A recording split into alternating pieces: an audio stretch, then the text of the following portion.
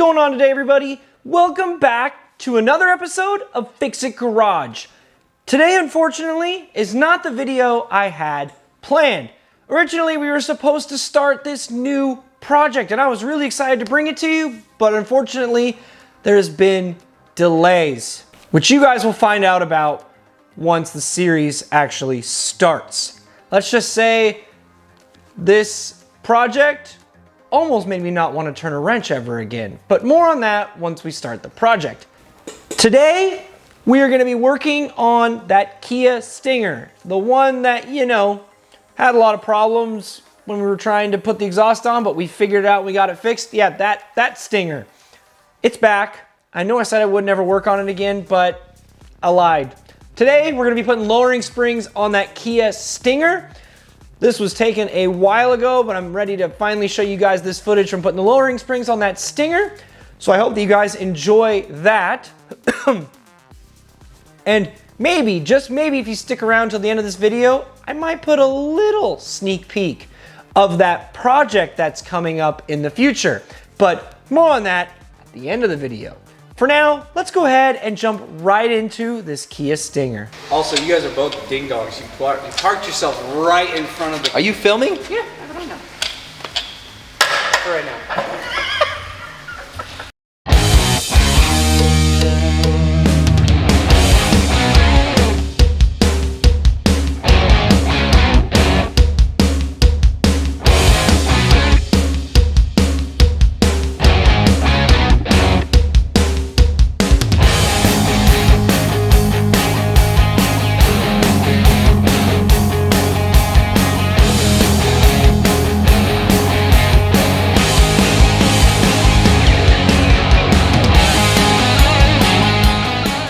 Alrighty, so first things first, we're gonna go ahead and start off with the front shocks and get those things out of the car.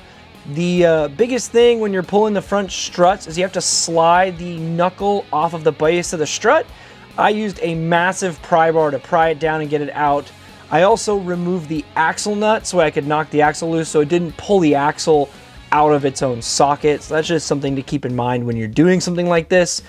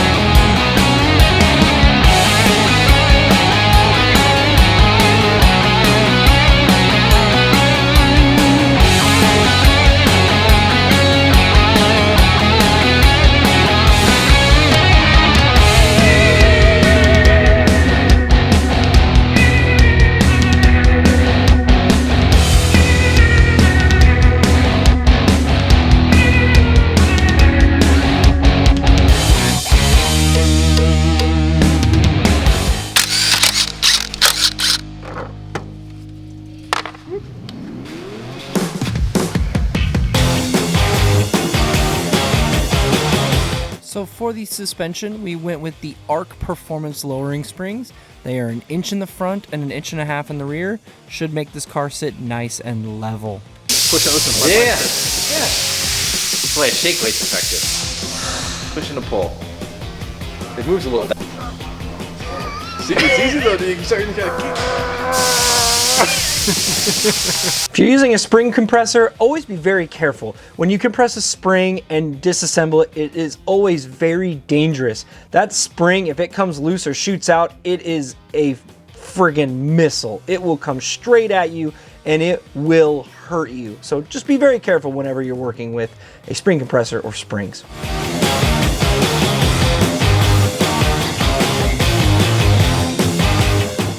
There you go. Perfect. Dino DNA.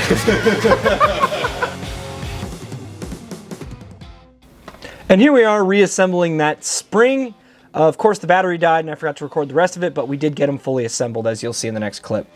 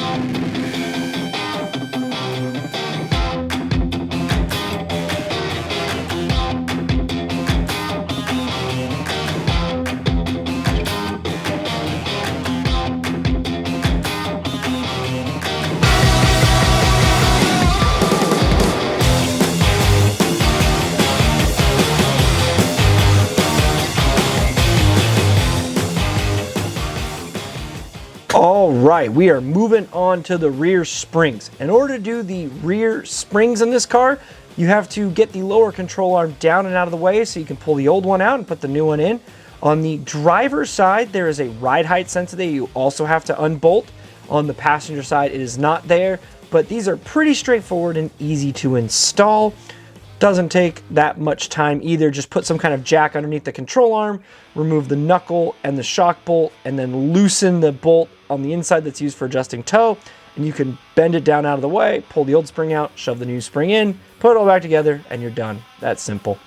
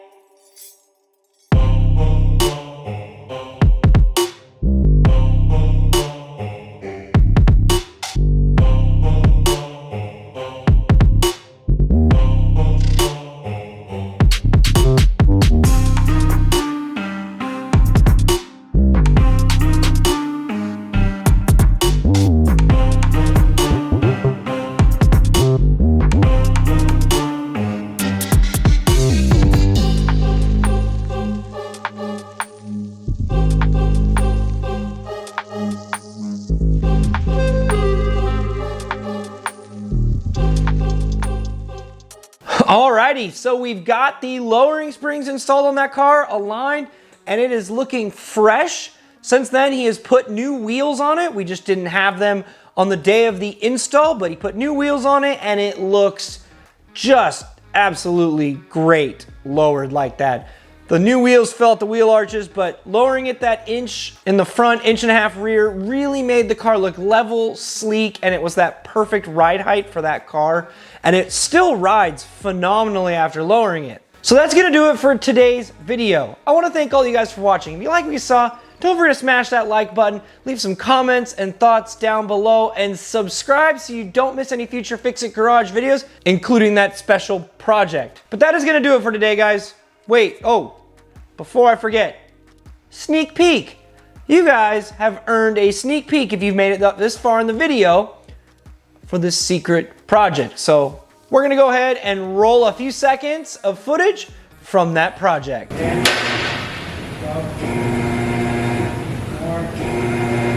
That's all you guys get.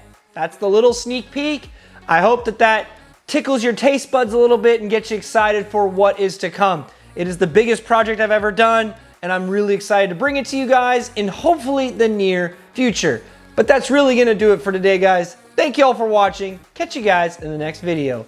Bye-bye.